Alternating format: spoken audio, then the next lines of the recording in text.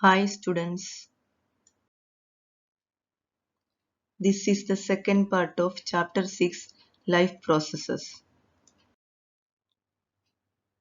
In this class, we will learn about respiration and transportation in humans.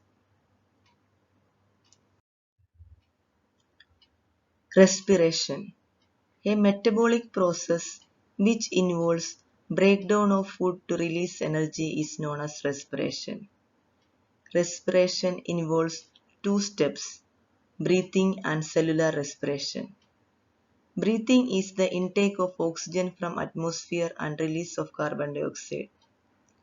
Cellular respiration means breakdown of simple food in order to release energy inside the cell.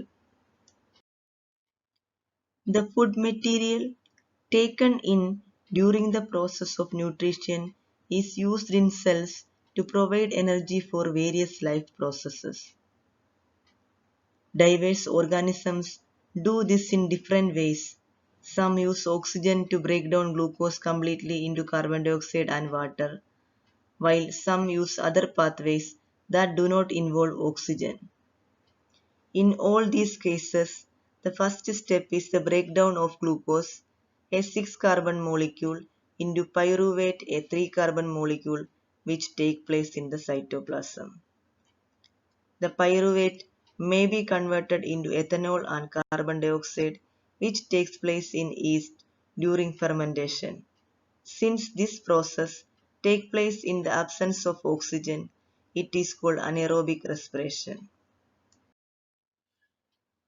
Further, pyruvate is broken down into three molecules of carbon dioxide and water. This process takes place in mitochondria. Since this process takes place in the presence of air, it is called aerobic respiration.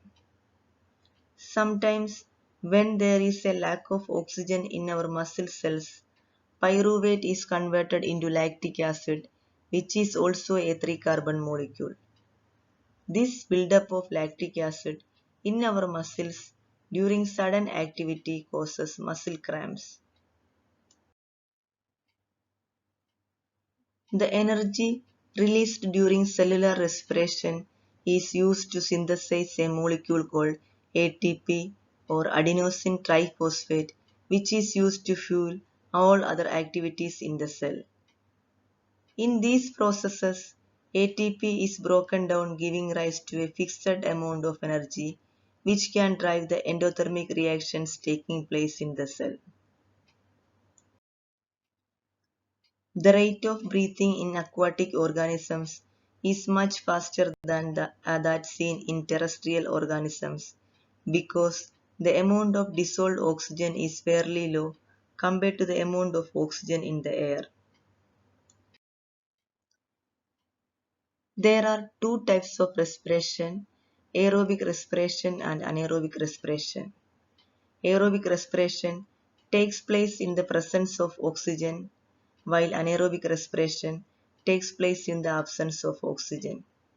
Aerobic respiration occurs in mitochondria, anaerobic respiration occurs in cytoplasm. The end products of aerobic respiration are carbon dioxide and water. End products of anaerobic respiration are alcohol or lactic acid. In aerobic respiration, more energy is released. In anaerobic respiration, less energy is released. Respiration in humans. In human beings, air is taken into the body through the nostrils. The air passing through the nostril is filtered by fine hairs that line the passage. The passage is also lined with mucus which help in trapping dust particles. Glottis is a narrow slit opening through which air enters into the trachea. From here, air passes through the pharynx. It contains rings of cartilage which ensure that the air passage does not collapse when there is not much air. Trachea connects pharynx to the lungs. Trachea extends further and divides into primary bronchi. Within the lungs, each bronchus divide a number of times to form a network of bronchioles.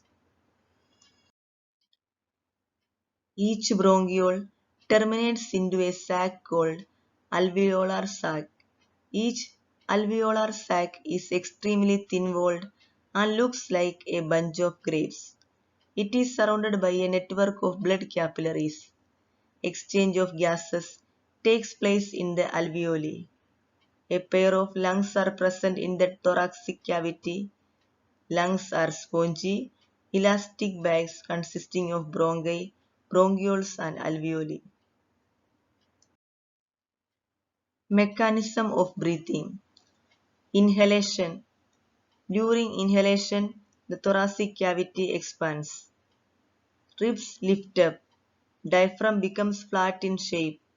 Volume of lungs increases and air enters the lungs. Exhalation. During exhalation, the thoracic cavity contracts. Ribs move downwards. Diaphragm becomes dome-shaped. Volume of lungs decreases and air exits from the lungs. Exchange of gases between alveolar sacs and blood capillaries. From alveoli, oxygen diffuses into blood. From blood, carbon dioxide diffuses into the alveoli. Transport of gases in the blood. It includes transport of oxygen from lungs to tissues. Oxygen is carried by hemoglobin. It includes transport of carbon dioxide from tissues to lungs. Carbon dioxide is dissolved in plasma of the blood. Transportation in human beings. Blood is a fluid connective tissue.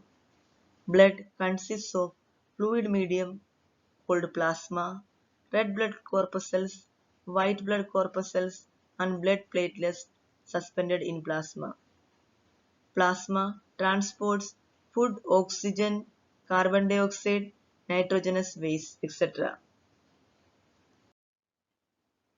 Functions of blood. Transport of respiratory gases, transport of nutrients, transport of waste products, and defense against infection.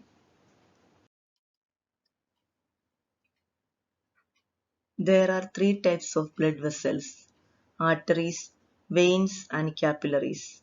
Arteries are thick walled, veins are thin walled. Arteries are deep seated, veins are superficial. Arteries carry blood from heart, veins carry blood to the heart. Arteries carry oxygenated blood, veins carry deoxygenated blood. Valves are absent in arteries, valves are present in veins. Capillaries. Arteries divide repeatedly to form very thin-walled vessels called capillaries.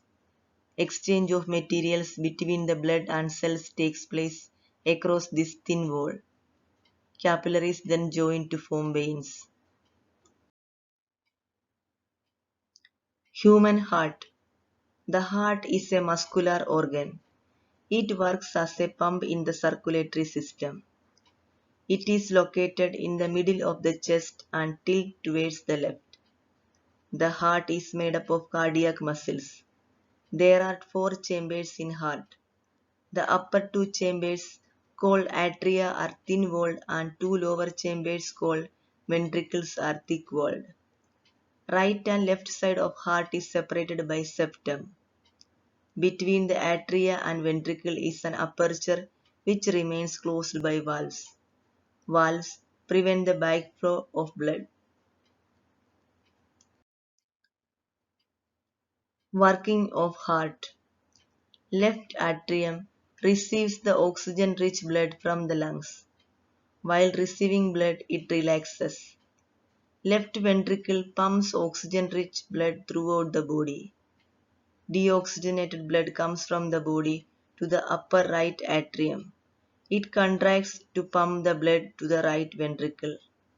Right ventricle pumps the blood to the lungs for oxygenation. Double circulation. The blood passes through the heart twice in one complete cycle, so it is called double circulation. Blood pressure.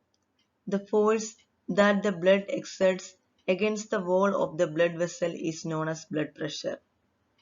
Pressure of blood inside the artery during ventricular contraction is known as systolic pressure, whereas the pressure in the artery during ventricular relaxation is known as diastolic pressure. The normal systolic blood pressure is 120 mm of mercury and diastolic blood pressure is 80 mm of mercury. Blood pressure is measured with an instrument called sphygmomanometer.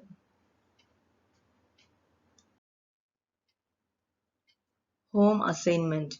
Do exercises of page number 95, 101 and 105. Thank you.